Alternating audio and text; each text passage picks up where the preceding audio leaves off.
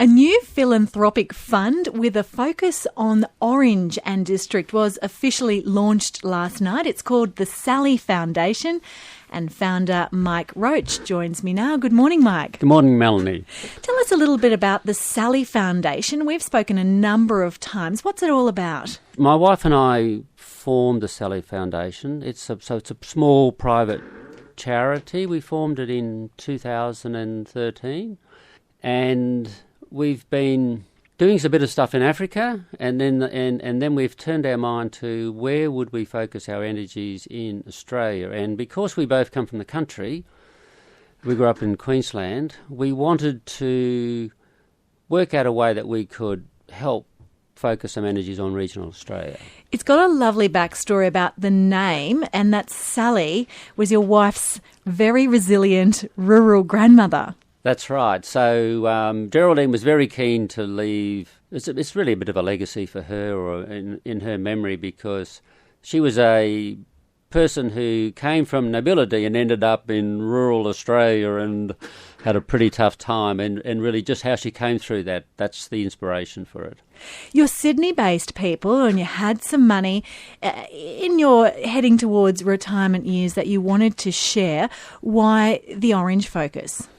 Again, I can blame Geraldine for that, because when she worked with adolescents in a facility in Sydney, she used to come out to Orange over the years with a group of sort of other professionals, and you know what it's like. You come out for a couple of days and there's a lot of community engagement, and then you wave goodbye and go home, and just felt there was more to be done. Indeed. So last night the Small Grants Fund of the Sally Foundation was launched. What will these grants go towards? So this is a new experiment for us. So what we did was we said, well, look, let's try and have the community tell us what they would like us to support. So we went out and asked for applications. It could have been any idea as long as it had a youth aspect to it. And we formed a little committee to look at these applications, and there are 3 people from Orange on that out of a committee of 5, because we don't live here, so what do we know?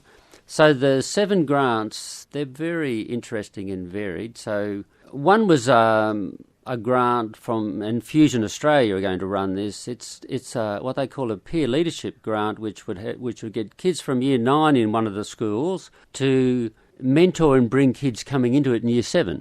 So that was one. That's a very empowering, enduring thing. One was a very grassroots program at the Bowen Community College, and that's like a homework computer centre for kids after school, and during the day it actually can do stuff with parents.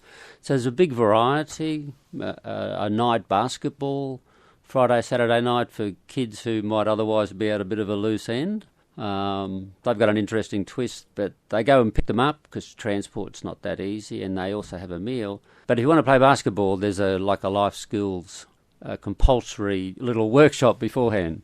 Indeed. What are some of the other recipients, Mike? There was one for Calare Public School. They've got a Stephanie Alexander Garden, and they've been... This is where kids learn where does food come from, what happens to it, they cook, etc. And there's some TAFE students involved. But with the orange weather, they want to put a greenhouse in so that it can function all year round, not just 8 months of the year. So that's a very practical thing. One is a soccer day for Harmony Day to have again, just an extension of something that's already done, because we like the idea of extending where people have already got the idea. They just want to make it a bit not broader. Reinventing the wheel. Yeah, not starting from scratch. The others, Care West, Luminosity, well, we're helping about next year. I know they're in the middle of finishing, or not finishing, but doing the program for 2016, but they're starting to think about 17. So we have one that's going to help them a little bit towards that. And the last one it's a school holiday program. It's run by the Orange Fibre Artists Group, and they're going to teach young kids during the council-run merge program about weaving in the natural environment, and they'll make things and they'll see. So you can see they're quite varied, and this is really what people in the community wanted.